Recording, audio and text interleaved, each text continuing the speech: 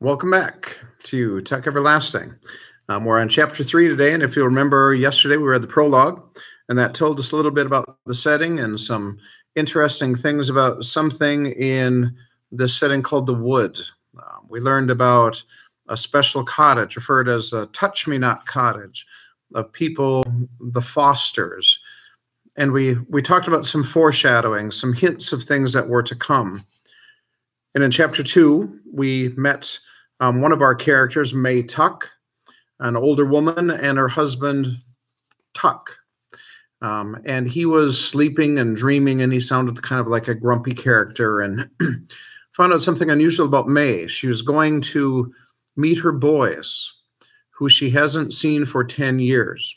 Tuck seemed a bit concerned, like, I don't think you should do that. And she said, what's going to happen? No one's ever noticed me before. So some foreshadowing there too. So here we are at chapter 3 of Tech Everlasting, page 13.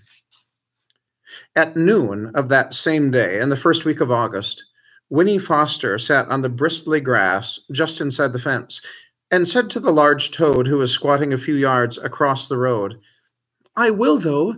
You'll see. Maybe even first thing tomorrow, while everyone's still asleep. It was hard to know whether the toad was listening or not. Certainly, Winnie had given it good reason to ignore her. She had come out to the fence very cross, very near the boiling point, on a day that itself was near to boiling, and had noticed the toad at once. It was the only living thing in sight, except for a stationary cloud of hysterical gnats suspended in the heat above the road. When he had found some pebbles at the base of the fence, and for lack of any other way to show how she had felt, had flung one at the toad.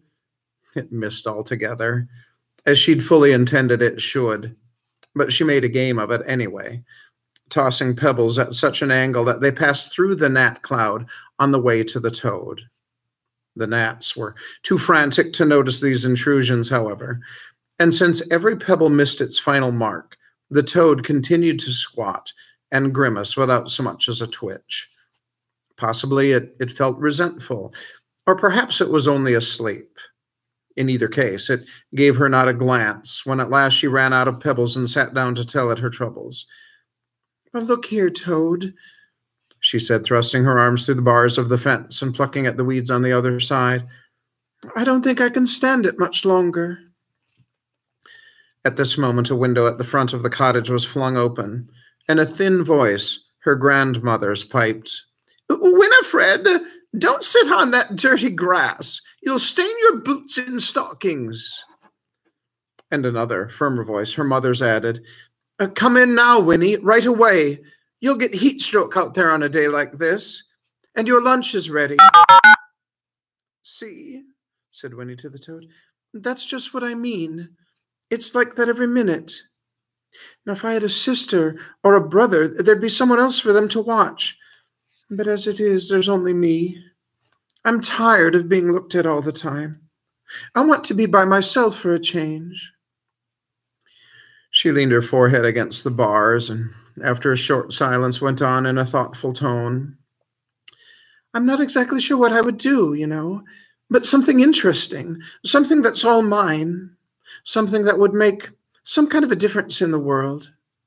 It'd be nice to have a new name to start with, one that's not all worn out from being called so much. And I might even decide to have a pet. Maybe even a big old toad like you that I could keep in a nice cage with lots of grass and... At this, the toad stirred and blinked. It gave a heave of muscles and plopped its heavy mud ball of a body a few inches farther away from her. I suppose you're right, said Winnie. Well, then you'd be just the way I am now. And why should you have to be cooped up in a cage, too? It'd be better if I could be like you, out in the open, making up my own mind.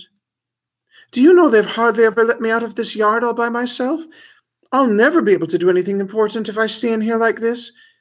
I expect I'd better run away. She paused and peered anxiously at the toad to see how it would receive this staggering idea. But it showed no signs of interest. Well, you think I wouldn't dare, don't you? She said accusingly. I will, though. You'll see. Maybe even first thing in the morning, while everyone's still asleep. Winnie, came the firm voice from the window. All right, I'm coming, she cried, exasperated, then added quickly, I mean, I'll be right there, Mama. She stood up, brushing at her legs where bits of itchy grass clung to her stockings. The toad, as if it saw that their interview was over, stirred again, bunched up and bounced itself clumsily off toward the wood. Winnie watched it go. Hop away, Toad, she called after it. You'll see. Just wait till morning. And that's it for Chapter 3 of Tuck Everlasting.